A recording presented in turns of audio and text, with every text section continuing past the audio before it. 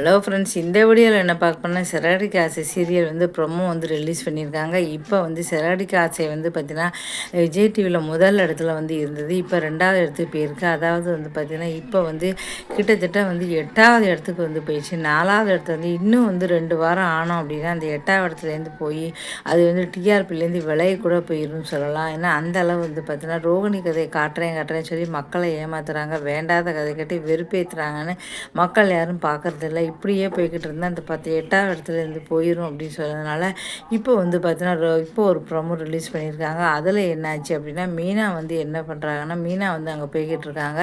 அங்கே ரோகிணி தன்னுடைய கணவருக்கு அங்கே ஏற்கனவே இது சொல்லியிருக்காங்க, அப்பாவுக்கு தவசம் பண்ணுறதுக்கு கிராமத்தில் இருக்கேன் அப்படின்னு சொல்கிறாங்க. எல்லோரும் கிராமத்தில் தீபாவளி கொண்டாட போயிருக்காங்க. அங்கே வரமாட்டேன்னு சொன்னாங்க. சரி வரேன்னு சொல்லிடுறாங்க. அங்கே உட்காடுறாங்க. அப்போ கிறிஸ்டோட பாட்டி சொல்கிறாங்க, எனக்கு ஒரே ஒரு பொண்ணு தான் இருக்கா, அவள் தான் இவ பேர் கல்யாணி அப்படின்னு சொல்லிடுறாங்க. அங்கே தவசம் பண்ண உட்காந்து பக்கத்தில் கிறிஸ்து உட்காந்துருக்காங்க. இதை மீனா பார்த்துட்றாங்க. மீனா பார்த்துட்டு அப்படியே அதிர்ச்சியில் உறைஞ்சி போயிடறாங்க. ரோகிணி கதையை காட்டவே இல்லை அப்படிங்கிறத மக்கள் வெறுப்படையில் டிஆர்பி ரேட்டு ஏறணும் அப்படின்னா இதே தான் சொல்லிட்டு ரோகிணி கதையை காட்டுறாங்க. இப்போ மீனா அந்த பக்கமாக வரவங்க கேட்டுறாங்க, என்னது இவங்க பொண்ணு பார்த்திங்கன்னா இது அதுவும் கல்யாணின்னு சொல்கிறாங்க, கிறிஸ்டி இவங்க அம்மாவா அப்படி பல ஆச்சு அப்படியே நின்றாங்க. அப்போ ரோகிணி வராங்க. அப்படியே ஓங்கி கன்னத்தில் ஒரு அடி அடிக்கிறாங்க. இதுக்கப்புறம் என்ன நடக்க போகுதுன்னு தெரியல. வீட்டில் சொல்லுவாங்களா மாட்டாங்களா, இல்லை மறைக்க போகிறாங்களா அப்படின்னு தெரியல. மீனா எப்போவுமே எந்த விஷயமே வீட்டில் சொல்ல மாட்டாங்க. அதனால் எல்லாத்தையும் மறைக்கிற மாதிரி தான் இருக்குது. அதனால் வீட்டில் எதையும் மறைக்க போகிறாங்களா அப்படின்னு தெரியல. இல்லை முத்துகிட்ட சொன்னால் கண்டிப்பாக முத்து சொல்லியிருப்பார். இதுக்கப்புறம் என்ன நடக்க போகுதுன்னு தெரியல. இவங்களுடைய பொண்ணு அப்படின்னு தெரிஞ்சிருக்கு.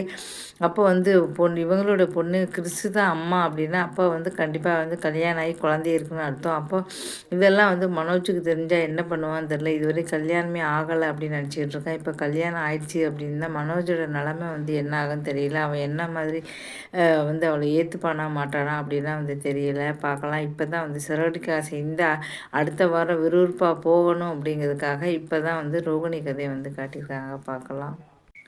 இப்போ பார்த்தீங்கன்னா புனிதா அப்படிங்கிற சீரியலில் பார்த்தீங்கன்னா சன் டிவியில் இருக்குது. இந்த சீரியலில் என்ன ஆகுது அப்படின்னா இப்போ பார்த்திங்கன்னா இந்த சீரியலில் பார்த்தீங்கன்னா அமுதா பெரிய வில்லியாக மாறிட்டாங்கன்னு சொல்லலாம். கபிலோட தங்கச்சி சொத்துக்காக பார்த்திங்கன்னா புனிதா வரா. அவள் அம்மா மாமியார் நம்ம இருந்தால் தானே உயிரோடு இருந்தால் தானே வராங்க, அவங்க இல்லாமல் ஆக்கிட்டோம்னா எப்படி அவள் புனிதா வருவான் அப்படின்னு சொல்லிட்டு வேணுன்னே பார்த்திங்கன்னா அவங்களுக்கு மருந்தை கொடுத்துட்றாங்க. எதையோ கலக்கி சாப்பிட்டுட்டு ரொம்ப சீரியஸான நிலையில் இருக்காங்க. புனிதா நல்ல வேலை காப்பாற்றி கூட்டிகிட்டு வந்துடுறா.